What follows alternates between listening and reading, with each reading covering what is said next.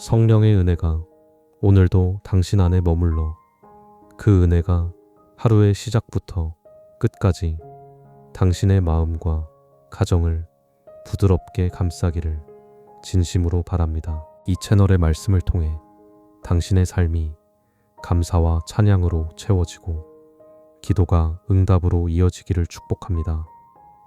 구독 버튼을 누르시면 매일 아침 하나님의 말씀이 당신을 깨우고 좋아요를 누르시면 오늘 하루가 감사와 평안으로 가득해집니다. 댓글로 아멘을 남기시면 당신의 기도가 이 채널을 통해 하늘로 함께 올려질 것입니다. 이 말씀이 필요한 분이 있다면 함께 나누어 주세요. 은혜는 나눌수록 깊어집니다. 오늘 새벽 여러분은 어떤 마음으로 하루를 시작하셨나요? 알람이 울리자마자 벌떡 일어나 은행 잔고부터 확인하고 싶었던 분도 계실 거고, 어젯밤에 누워서도 쌓여있는 걱정 때문에 잠을 제대로 이루지 못한 분들도 계실 겁니다. 특히 재정 문제는 우리의 마음을 단번에 무너뜨리는 큰 무게지요. 이번 달도 괜찮을까? 언제쯤 숨 좀 돌릴 수 있을까? 이런 생각이 여러분의 마음을 짓누르는 순간들 정말 많지 않습니까? 저도 목회를 하면서 수많은 성도님들을 만나봤습니다. 겉으로는 괜찮은 척하지만 속으로는 매달 카드값 걱정에 잠 못 이루는 분들, 자녀 학비 때문에 한숨부터 나오는 분들, 사업이 막혀서 하루하루가 전쟁 같은 분들을 정말 많이 봤습니다. 어떤 집사님은 제게 이렇게 고백하셨습니다. 목사님, 저는 새벽 기도도 나가고 11조도 드리는데 왜 제 재정은 나아지지 않을까요? 기도는 하는데 응답이 보이지 않고, 믿음은 있는데 현실은 변하지 않으며, 말씀은 듣는데 통장 잔고는 그대로입니다. 어떤 분은 밤마다 계산기를 두드리며 이렇게 중얼거립니다. 이 돈으로 월세를 내면 생활비가 모자라고, 생활비를 쓰면 카드값을 못 막고, 카드값을 내면 또 대출 이자가 밀리고 끝이 없는 악순환입니다. 그런데 여러분, 성경은 이런 우리의 현실을 모른 척하며 침묵하지 않습니다. 오히려 가장 현실적인 문제 앞에서 제일 먼저 건네는 말씀이 있습니다. 그리고 그 말씀이 바로 빌립보서 4장입니다. 히얼서 빌립보 교회는 사도 바울이 가장 사랑했던 교회였지만 그들 역시 재정적으로 넉넉하지 않았습니다. 핍박 속에서 신앙을 지켜야 했고 로마의 압제 아래 경제적 어려움을 겪고 있었습니다. 빌립보는 로마의 식민지였고 그곳에 사는 그리스도인들은 황제 숭배를 거부한다는 이유로 직장에서 해고당하고 시장에서 거래를 거부당하고 때로는 재산을 몰수당하기도 했습니다. 그런데 바울은 그들에게 이렇게 말합니다. 염려하지 말라고 하나님이 채우시고 능력을 주신다고 선언합니다. 이것은 단순한 위로가 아닙니다. 하늘의 경제가 작동하는 영적 원리입니다. 오늘 저는 여러분께 이 말씀을 나누고자 합니다. 아무리 막막해도 이 말씀만큼은 21일 동안 자면서 들으시길 권합니다. 많은 성도들이 고백했던 것처럼 믿을 수 없을 만큼 놀라운 변화가 가장 먼저 재정의 영역에서 일어나기 시작합니다. 왜 21일까요? 과학자들도 말합니다. 21일은 우리 뇌가 새로운 습관을 형성하는데 필요한 최소한의 시간이라고 말입니다. 하물며 말씀은 어떻겠습니까? 21일 동안 말씀을 들으면 여러분의 영혼 깊은 곳에 하나님의 약속이 새겨집니다. 처음 7일은 귀로 듣게 되고, 다음 7일은 마음으로 받아들이게 되며, 마지막 7일은 깊이 붙들게 됩니다. 그리고 그때 기적이 시작됩니다. 여러분의 생각이 바뀌고, 마음이 바뀌고, 행동이 바뀌고, 결국 현실이 바뀌기 시작합니다. 지금부터 제가 나누는 빌립보서 4장의 7가지 말씀을 여러분의 마음에 깊이 새기시고 매일 밤 잠들기 전에 들으시길 바랍니다. 그러면 여러분의 재정은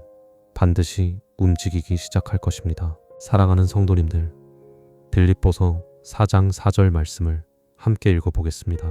주 안에서 항상 기뻐하라. 내가 다시 말하노니 기뻐하라. 여러분, 이 말씀이 재정과 무슨 상관이 있을까 생각하실 수 있습니다. 그런데 이것이 바로 하늘 경제의 첫 번째 법칙입니다. 기쁨은 단순한 감정이 아닙니다. 기쁨은 하나님의 공급 통로를 여는 영적인 열쇠입니다. 우리가 어려운 상황 속에서도 주 안에서 기뻐할 때 하나님은 그 기쁨을 통로 삼아 복을 부어 주십니다. 바울이 이 편지를 쓸 때 그는 감옥에 갇혀 있었습니다. 로마의 감옥은 춥고 어둡고 습한 곳이었습니다. 먹을 것도 변변치 않았고 내일 어떻게 될지도 모르는 상황이었습니다. 그런데 바울은 그곳에서 기뻐하라고 다시 말하노니 기뻐하라고 외칩니다. 이것은 상황이 좋아서 기뻐하는 것이 아닙니다. 주 안에서 기뻐하는 것입니다. 상황과 상관없이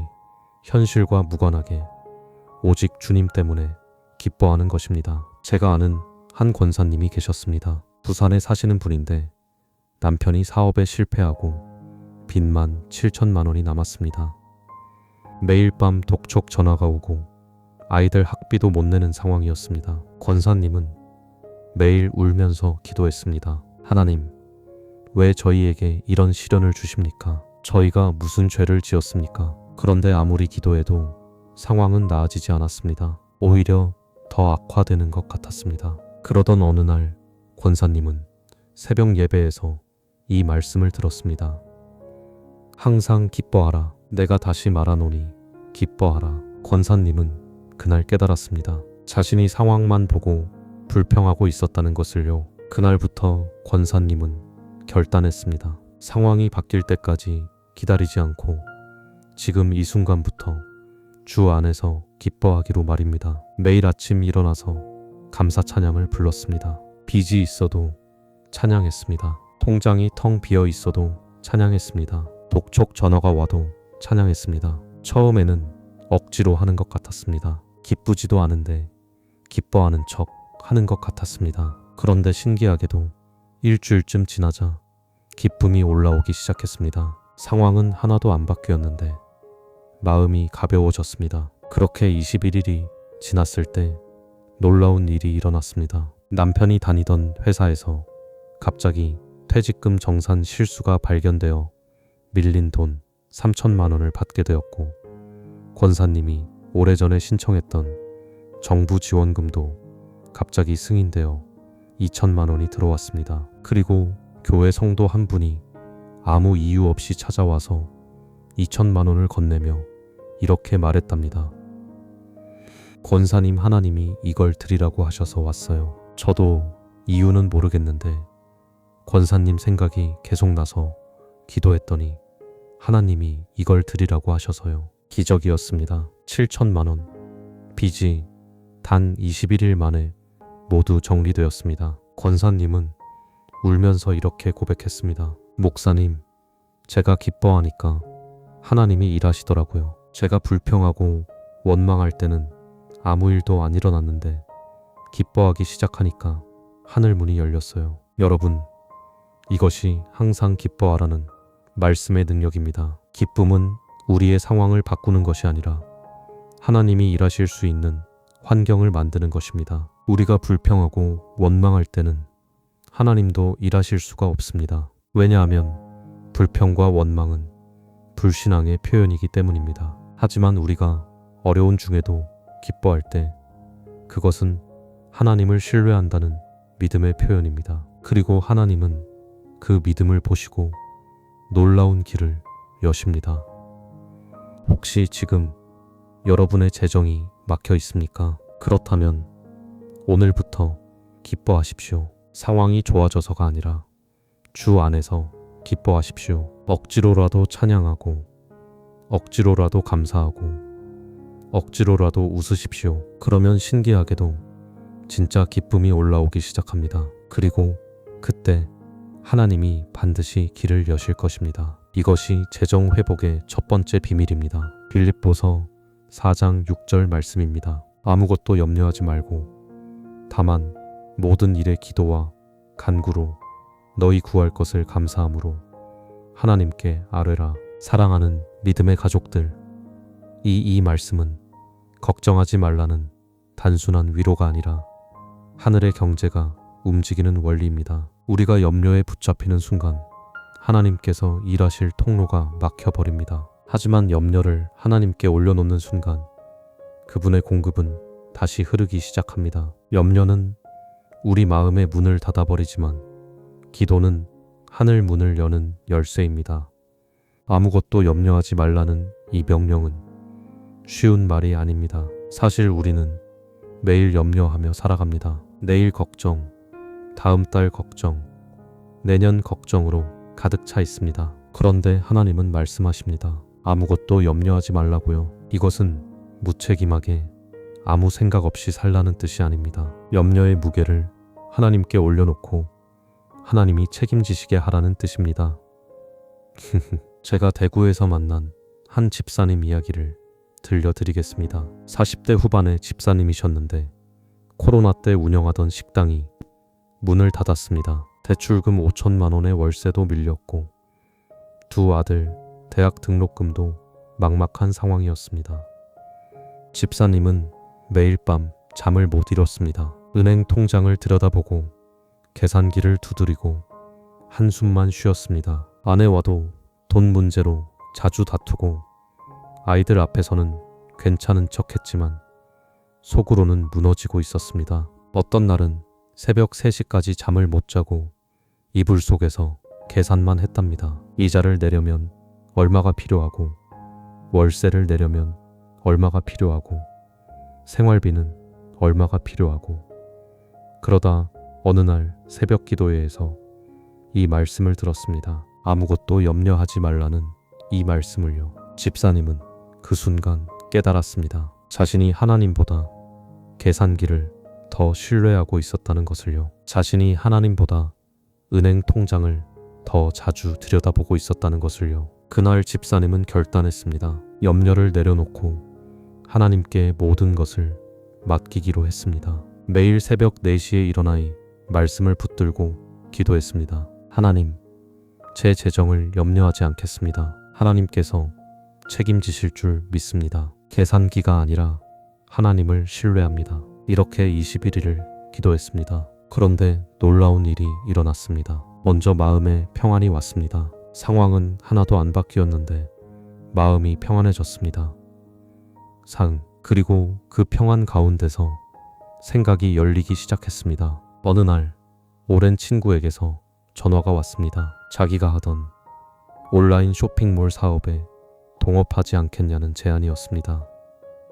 투자금도 필요 없고 그저 운영만 맡아달라는 것이었습니다. 집사님은 반신반의하며 시작했는데 3개월 만에 밀린 빚을 다 갚고 아들 등록금까지 마련할 수 있었습니다. 지금은 월 수입이 안정적으로 나오고 있고 작은 식당도 다시 열 계획을 세우고 있답니다. 집사님은 이렇게 고백했습니다. 목사님, 제가 염려를 내려놓으니까 하나님이 일하시더라고요. 제가 계산하고 걱정할 때는 아무 길도 보이지 않았는데 하나님께 맡기니까 전혀 생각지도 못한 길이 열렸어요. 제가 붙들고 있을 때는 하나님도 일하실 수 없으셨나 봐요. 여러분도 느끼신 적 있으시죠? 이유는 모르겠는데 마음이 좀 가벼워지는 날, 그게 바로 염려를 내려놓는 순간 하나님이 일하시는 방식입니다. 염려는 우리의 힘으로 해결하려는 시도이고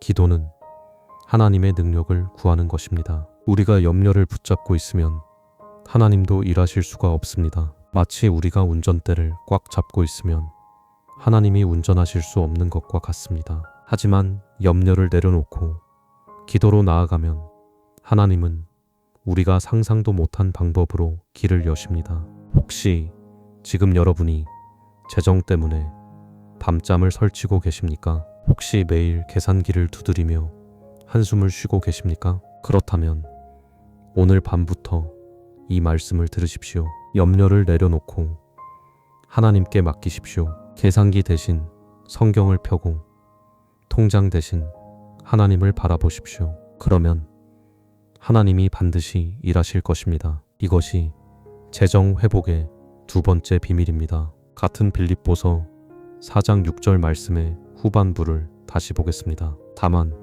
모든 일에 기도와 간구로 너희 구할 것을 감사함으로 하나님께 아뢰라. 하나님의 자녀들이여 간구는 도와주세요라는 요청이고 감사는 이미 일하신 줄 믿습니다 라는 믿음의 고백입니다. 하나님은 감사와 간구가 함께 올라오는 기도에 가장 빠르게 응답하시는 분입니다. 많은 분들이 기도는 열심히 하는데 감사가 빠져 있습니다. 하나님, 제발 이번 달 월세 좀 해결해 주세요. 카드값 좀 막아주세요. 빚 좀 갚게 해주세요. 이렇게 간구는 하는데 감사가 없습니다. 그런데 성경은 분명히 말합니다. 감사함으로 아뢰라고요. 왜 감사가 중요할까요? 감사는 믿음의 표현이기 때문입니다. 아직 보이지 않아도, 아직 이루어지지 않았어도 하나님이 반드시 응답하실 것을 믿는 것이 감사입니다. 감사는 미래를 현재로 당기는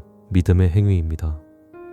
아직 일어나지 않은 일을 마치 이미 일어난 것처럼 감사하는 것, 이것이 믿음입니다. 서울에 사시는 한 권사님의 이야기입니다. 남편이 사업에 실패하고 집까지 경매로 넘어가는 상황이었습니다. 세 자녀와 함께 전세집으로 이사를 갔는데 그나마도 전세금이 밀려 집주인한테 독촉을 받았습니다. 권사님은 매일 눈물로 기도했습니다. 하나님 제발 도와주세요. 우리 아이들이 너무 어린데 집도 없이 어떻게 살라고 하십니까? 제발 좀 도와주세요. 매일 이렇게 간구했습니다.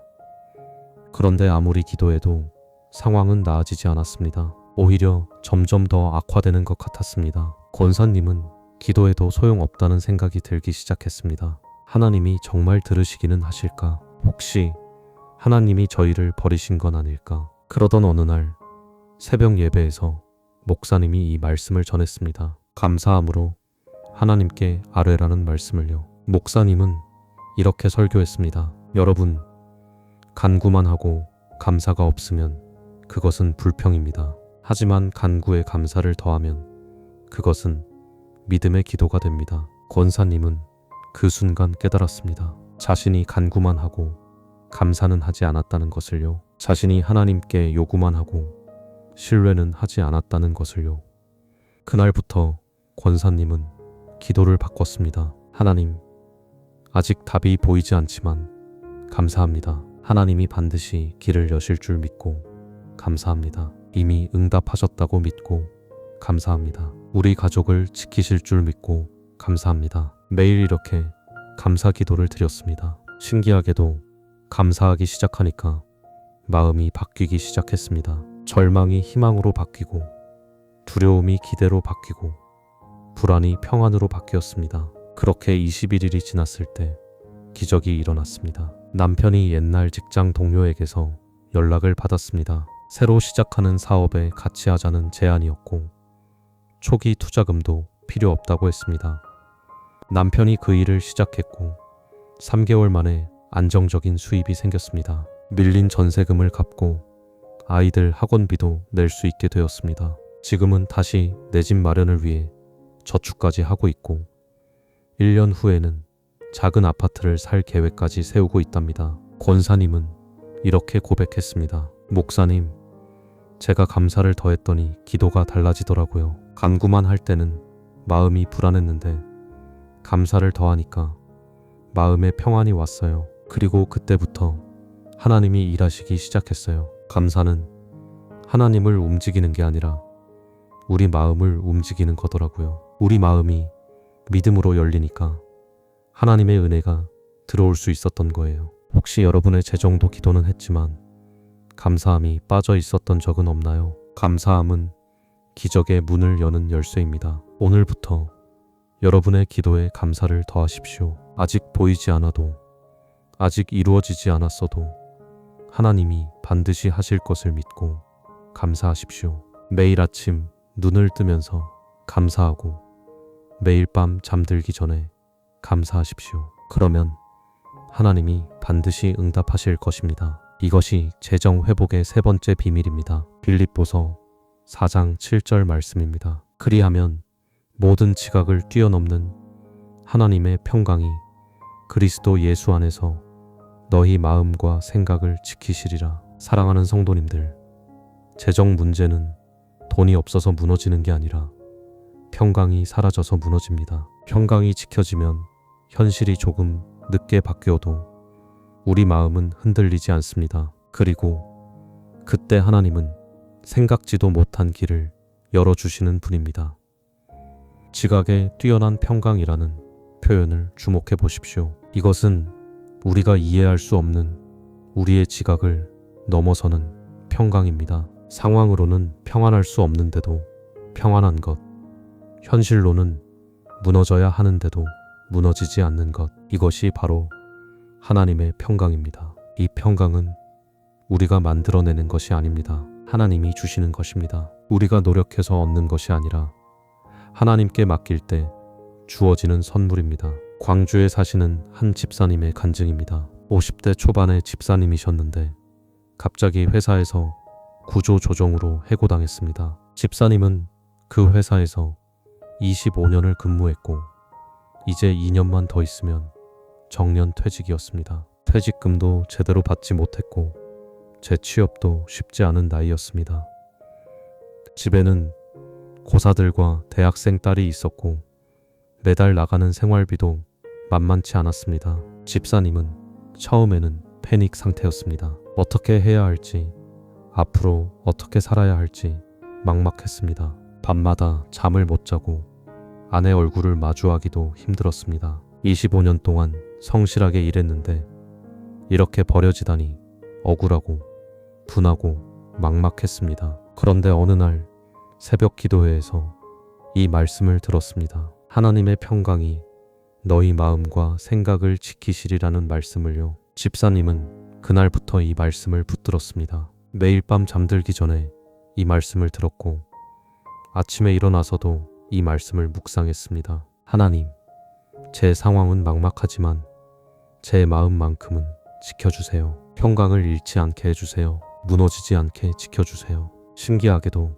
그렇게 기도하니까 마음이 평안해지기 시작했습니다. 상황은 하나도 안 바뀌었는데 마음은 평안했습니다. 아직 일자리도 없고 앞으로 어떻게 될지도 모르는데 이상하게 평안했습니다. 그리고 그 평강 가운데서 집사님은 차분하게 생각할 수 있었습니다. 지금까지 해온 일을 정리하고 앞으로 할 수 있는 일을 찾아보고 작은 것부터 시작해보자고 결심했습니다. 회사에 다니면서 쌓았던 경험과 인맥을 활용해 보기로 했습니다. 그렇게 프리랜서로 작은 일들을 시작했는데 6개월 만에 안정적인 수입이 생겼습니다. 회사 다닐 때보다 오히려 수입이 더 늘었고 시간도 자유로워졌습니다.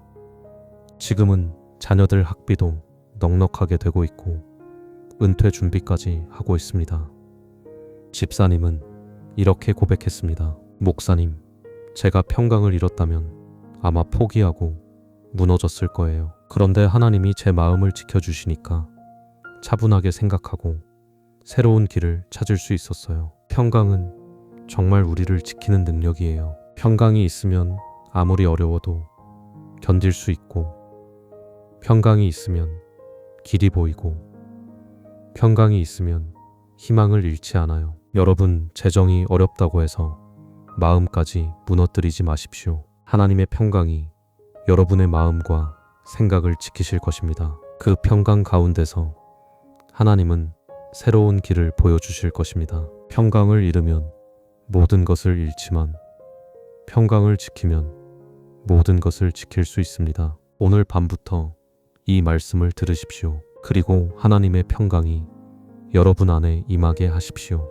이것이 재정 회복의 네 번째 비밀입니다. 빌립보서 4장 13절 말씀입니다. 내게 능력 주시는 자 안에서 내가 모든 것을 할 수 있느니라. 믿음의 가족들이여, 이 구절은 단순한 응원이 아니라 하늘의 능력이 너의 부족함을 덮는다는 선언입니다. 여러분이 계산해서는 답이 안 나와도 하나님의 능력은 늘 남습니다. 우리가 바닥이라고 느끼는 자리에서 하나님은 다시 채우시고 다시 시작하게 하시고 다시 일으키십니다. 많은 분들이 이 말씀을 긍정의 주문처럼 사용합니다. 나는 할 수 있어. 나는 강해. 나는 능력이 있어. 하지만 이 말씀의 핵심은 나가 아니라 내게 능력 주시는 자입니다. 내 능력이 아니라 하나님이 주시는 능력으로 모든 것을 할 수 있다는 것입니다. 바울이 이 말씀을 쓸 때 그는 자신의 능력을 자랑한 것이 아닙니다. 오히려 자신의 무능함을 인정하고 오직 하나님의 능력으로 모든 것을 할 수 있다고 고백한 것입니다. 바울은 말합니다. 내가 비천에 처할 줄도 알고 풍부에 처할 줄도 알아. 모든 일, 곧 배부름과 배고픔과 풍부와 궁핍에도 처할 줄 아는 일체의 비결을 배웠노라. 이것은 자기 능력이 아니라 하나님이 주시는 능력입니다. 인천에 사시는 한 권사님의 이야기입니다. 60대 초반의 권사님이셨는데 남편이 갑자기 쓰러져 병원에 입원했습니다. 뇌졸중이었고 수술비만 1,000만 원이 넘었습니다. 권사님은 평생 가정주부로 살았기 때문에 돈 벌 방법도 없었고 저축도 별로 없었습니다. 자식들한테 손 벌리기도 미안했고 그렇다고 남편을 그냥 둘 수도 없었습니다. 권사님은 무너졌습니다. 나 같은 사람이 뭘 할 수 있겠어. 아무것도 못하는데 배운 것도 없는데 나이도 많은데. 그런데 어느 날 새벽 예배에서 이 말씀을 들었습니다. 내게 능력 주시는 자 안에서 내가 모든 것을 할 수 있느니라. 권사님은 울면서 기도했습니다. 하나님, 저는 아무것도 할 수 없는 사람입니다. 하지만 하나님이 능력을 주시면 저도 할 수 있을 것 같아요. 제게 능력을 주세요. 지혜를 주시고 용기를 주시고 길을 보여주세요. 그날부터 권사님은 이 말씀을 붙들고 작은 것부터 시작했습니다. 옛날에 배웠던 반찬 만들기를 떠올리고 작은 밑반찬 가게를 시작했습니다. 처음에는 하루에 10,000원도 못 벌었습니다. 손님도 거의 없었고 반찬도 잘 팔리지 않았습니다. 하지만 포기하지 않고 계속했습니다. 이 말씀을 매일 들으면서요. 내게 능력 주시는 자 안에서 내가 모든 것을 할 수 있느니라. 6개월이 지나자 단골 손님이 생기기 시작했고 입소문이 나면서 주문이 늘어났습니다. 1년 후에는 한 달에 300만 원씩 벌게 되었고 남편 수술비도 다 갚고 생활도 안정되었습니다. 지금은 작은 가게를 운영하며 여유롭게 살고 있고 교회 봉사도 다시 시작했답니다. 권사님은 이렇게 고백했습니다. 목사님, 제가 할 수 있었던 게 아니라 하나님이 능력을 주셨어요. 저는 60이 넘어서 뭘 할 수 있을까 두려웠는데 하나님이 능력을 주시니까 할 수 있더라고요. 제 능력이 아니라 하나님의 능력이었어요. 재정 회복도 마찬가지입니다. 이 말씀을 21일 동안 들으면 가장 먼저 마음이 일어나고 그 다음에 길이 열립니다. 여러분, 지금 스스로를 보며 나는 안 돼, 나는 못해, 나는 능력이 없어 라고 생각하고 계십니까? 그렇다면 이 말씀을 붙드십시오. 내 능력이 아니라 하나님이 주시는 능력으로 모든 것을 할 수 있습니다. 하나님이 능력을 주시면 여러분도 반드시 일어날 수 있습니다. 나이가 많아도 배운 것이 없어도 경험이 없어도 하나님이 능력을 주시면 할 수 있습니다. 오늘 밤부터 이 말씀을 들으십시오. 그리고 하나님의 능력을 구하십시오. 이것이 재정 회복의 5번째 비밀입니다. 빌립보서 4장 8절 말씀입니다. 끝으로 형제들아, 무엇에든지 참되며 무엇에든지 경건하며 무엇에든지 오르며 무엇에든지 정결하며 무엇에든지 사랑받을 만하며 무엇에든지 칭찬받을 만하며 무슨 덕이 있든지 무슨 기림이 있든지 이것들을 생각하라. 하나님의 사랑하는 자녀들이여, 이 말씀은 우리의 생각이 우리의 현실을 만든다는 영적 원리를 가르쳐 줍니다. 재정이 어려울 때 우리는 자꾸 부정적인 생각을 합니다. 안 될 거야. 끝났어. 망했어. 이번에도 안 되겠지. 이런 생각들이 우리 마음을 지배하면 정말로 그렇게 됩니다. 하지만 우리가 참되고 경건하고 옳은 것을 생각하면 하나님은 그 생각을 따라 역사하십니다. 잠언 23장 7절은 이렇게 말합니다. 대저 그 마음의 생각이 어떠하면 그 위인도 그러한즉 우리의 생각이 우리를 만듭니다. 부정적으로 생각하면 부정적인 사람이 되고 긍정적으로 생각하면 긍정적인 사람이 됩니다. 실패를 생각하면 실패하게 되고 성공을 생각하면 성공하게 됩니다. 대전에 사시는 한 집사님의 간증입니다. 40대 중반의 집사님이셨는데 개인 사업을 하다가 부도가 났습니다. 빚이 8천만 원이나 되었고 거래처에서는 소송을 걸었습니다. 집사님은 매일 자책하며 살았습니다. 내가 잘못했어. 내가 무능해서 이렇게 됐어. 나는 실패자야. 나는 안 돼. 이런 생각이 머릿속을 꽉 채웠습니다. 거울을 볼 때마다 자기 자신이 너무 싫었고 사람들을 만날 때마다 주눅이 들었습니다. 그런데 어느 날 새벽 기도회에서 이 말씀을 들었습니다. 무엇에든지 참되며 무엇에든지 경건한 것을 생각하라는 말씀을요. 집사님은 깨달았습니다. 자신이 자꾸 부정적인 생각만 하고 있었다는 것을요. 자신이 자꾸 자책하고 정죄하고 있었다는 것을요. 그날부터 집사님은 생각을 바꾸기 시작했습니다. 실패했다고 생각하지 말고 하나님이 새로운 기회를 주실 것이라고 생각했습니다. 빚이 많다고 생각하지 말고 하나님이 갚게 하실 것이라고 생각했습니다. 무능하다고 생각하지 말고 하나님이 능력을 주실 것이라고 생각했습니다. 미연에는 복이 더 주실 것이라고 생각했습니다. 매일이 말씀을 들으면서 긍정적이고 믿음의 생각으로 채웠습니다. 처음에는 쉽지 않았습니다. 부정적인 생각이 자꾸 올라왔고 자책하는 마음이 끊이지 않았습니다. 하지만 포기하지 않고 계속이 말씀을 들으며 생각을 훈련했습니다. 그렇게 21일이 지났을 때 놀라운 변화가 일어났습니다. 먼저 마음이 바뀌었습니다. 더 이상 자책하지 않고 새로운 도전을 할 용기가 생겼습니다. 그리고 작은 일부터 다시 시작했습니다. 온라인 판매를 배워서 작은 쇼핑몰을 시작했고 6개월 만에 수익이 나기 시작했습니다. 1년 후에는 빚의 절반을 갚았고 지금은 거의 다 갚아가고 있고 사업도 안정 궤도에 올랐답니다. 집사님은 이렇게 고백했습니다. 목사님 생각이 바뀌니까 행동이 바뀌고 행동이 바뀌니까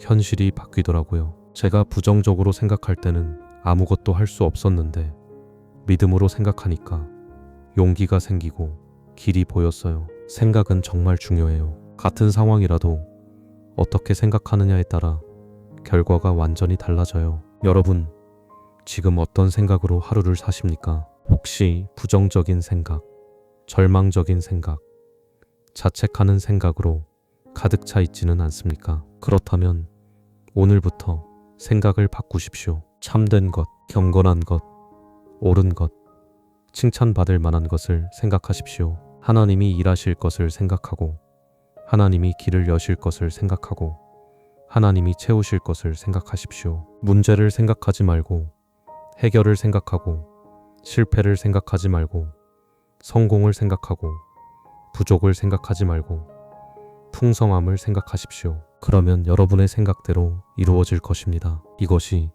재정 회복의 6번째 비밀입니다. 빌립보서 4장 19절 말씀입니다. 나의 하나님이 그리스도 예수 안에서 영광 가운데 그 풍성한 대로 너희 모든 쓸 것을 채우시리라. 사랑하는 성도님들이 말씀은 필요하면 조금 도와줄 게가 아닙니다. 풍성한 대로 모든 쓸 것을 채우시리라. 하나님이 약속하신 문장입니다. 조건이 붙지 않습니다. 예외 조항도 없습니다. 하나님이 주시는 공급은 여러분의 형편, 상황, 나이, 직업과 상관없이 하늘 창고에서 직접 흘러오는 공급입니다. 나의 하나님이라는 표현을 주목해 보십시오. 바울은 하나님 또는 그 하나님이라고 하지 않고 나의 하나님이라고 말합니다. 이것은 개인적이고 친밀한 관계를 나타내는 표현입니다. 하나님은 우리 각자의 하나님이시고 우리 각자를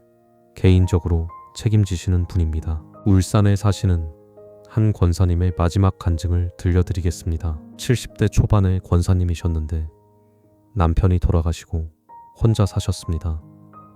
연금도 적고 자식들도 형편이 어려워 도움을 받기 힘들었습니다. 매달 생활비가 빠듯했고 병원비도 부담이었습니다. 권사님은 하루하루가 막막했습니다. 이렇게 살다가 언제까지 버틸 수 있을까? 자식들한테 집만 되는 건 아닐까? 아프면 어떡하지? 돈이 떨어지면 어떡하지? 그런데 어느 날 새벽 예배에서 이 말씀을 들었습니다. 하나님이 풍성한 대로 모든 쓸 것을 채우신다는 말씀을요. 권사님은 이 말씀을 붙들었습니다. 매일 밤 잠들기 전에 이 말씀을 들으면서 기도했습니다. 하나님, 제게는 아무것도 없지만 하나님은 풍성하십니다. 하나님이 채워주실 줄 믿습니다. 나의 하나님, 저를 책임져 주실 줄 믿습니다. 그렇게 21일을 기도했습니다. 그런데 정말 놀라운 일들이 연속으로 일어났습니다. 먼저 오래전에 가입했던 보험회사에서 연락이 왔습니다. 만기가 되어 보험금 300만 원이 나온다는 것이었습니다. 권사님은 그런 보험이 있는 줄도 몰랐습니다. 남편이 살아있을 때 가입해둔 건데 권사님은 까맣게 잊고 있었답니다. 그 다음 주에는 교회에서 어르신 생활 지원금을 준다며 매달 50만 원씩 지원해 주기 시작했습니다. 그리고 얼마 후에는 옛날에 땅을 조금 가지고 있었는데 그 땅이 개발되어 보상금 5천만 원을 받게 되었습니다. 권사님 말로는 아주 작은 땅이라 가치도 없다고 생각했는데 개발 지역에 포함되어 보상금이 나왔다고 합니다. 시골에 있는 작은 땅이라고 살았는데 하나님이 그것까지 기억하고 계셨던 겁니다. 권사님은 울면서 이렇게 고백했습니다. 목사님, 하나님은 정말로 풍성한 대로 채우시는 분이에요. 제가 생각지도 못한 방법으로, 상상도 못한 통로로 채워주셨어요. 이제는 생활비 걱정 없이 편안하게 살 수 있어요. 아프면 병원도 갈 수 있고 자식들한테 용돈도 줄 수 있어요. 하나님은 나의 하나님이세요. 저를 개인적으로 책임지시는 분이세요. 여러분, 하나님의 공급은 우리가 계산할 수 있는 것이 아닙니다. 우리는 1 플러스 1은 2라고 계산하지만 하나님은 1 플러스 1이 100도 되게 하시는 분입니다. 우리가 보기에는 막막하고 답이 없어 보여도 하나님의 창고는 항상 풍성합니다. 하나님은 우리가 생각지도 못한 통로로 공급하시는 분입니다. 예상치 못한 곳에서 생각지도 못한 방법으로 상상도 못한 때에 채워주십니다. 혹시 지금 여러분의 재정이 막혀 있습니까? 그렇다면 이 말씀을 붙드십시오. 하나님이 풍성한 대로 모든 쓸 것을 채우실 것입니다. 잠들기 전에 틀어놓고 그저 귀로 흘려보내십시오. 여러분의 마음은 말씀을 기억하고 영혼은 말씀을 붙잡습니다. 그리고 그때 기적처럼 재정이 움직이기 시작할 것입니다.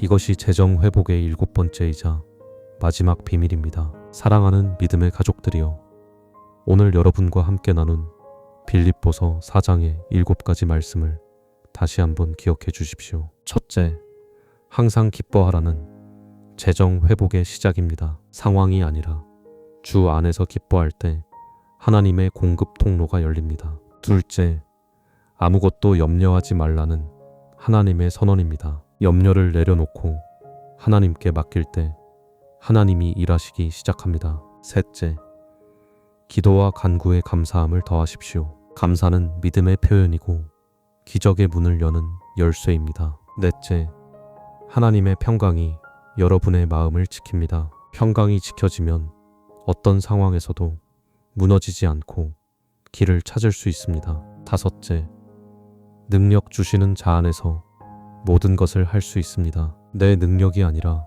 하나님의 능력으로 모든 것이 가능합니다. 여섯째, 무엇에든지 참되고 경건한 것을 생각하십시오. 생각이 바뀌면 행동이 바뀌고 행동이 바뀌면 현실이 바뀝니다. 일곱째, 하나님이 풍성한 대로 모든 쓸 것을 채우십니다. 하나님의 공급은 우리의 계산을 뛰어넘는 풍성한 공급입니다. 이 말씀은 단순한 위로의 문장이 아니라 하나님이 보증하시는 재정 회복의 언약입니다. 21일 동안 자면서 들으십시오. 여러분의 마음이 먼저 일어나고 그 다음에 길이 열립니다. 그리고 결국 재정이 움직이기 시작합니다. 수많은 성도들이 이미 경험했고 지금도 경험하고 있습니다. 부산의 권사님도 대구의 집사님도, 서울의 권사님도, 광주의 집사님도, 인천의 권사님도 이제 여러분의 차례입니다. 하나님은 여러분을 통해 이 놀라운 일을 이루기를 원하십니다. 믿음으로 붙잡으십시오. 그리고 기대하십시오. 하나님이 반드시 일하실 것입니다. 여러분의 재정도 반드시 회복될 것입니다. 이 영상이 여러분의 마음에 닿았다면 좋아요를 눌러주시고 댓글에 아멘이라고 남겨주세요. 그 믿음의 고백이 여러분의 삶에 놀라운 문을 여는 씨앗이 됩니다. 매일 말씀이 필요하신 분들은 지금 구독 버튼을 눌러두세요. 말씀은 여러분을 다시 일으키고 삶을 새롭게 만듭니다. 여러분 모두에게 하나님의 풍성한 은혜와 복이 넘치기를 축복합니다. 평안히 주무시고 내일 아침 은혜 가운데 깨어나시길 바랍니다. 아멘.